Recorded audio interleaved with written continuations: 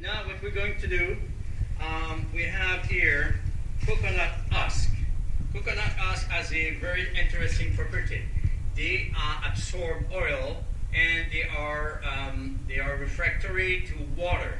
Then any small oil like this one you can see now is, you see there is a small coat of oil, difficult to take off at this point, and we want to make sure we're not going to have any oil in the boat when we sink it.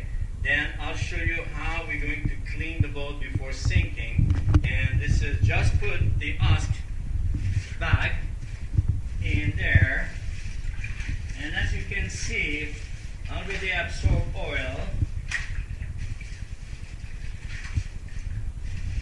You see all the oil is absorbed now, and you see only water now. Okay, if you continue, okay, we'll take off all the oil. We may need few bags to do that, okay, but already you can see that a lot of oil is taken out. Another bag like that, and we will have no more oil.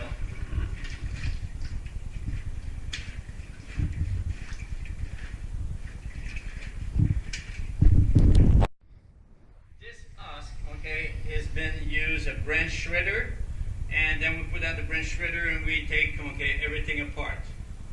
And this will absorb the rest of the oil.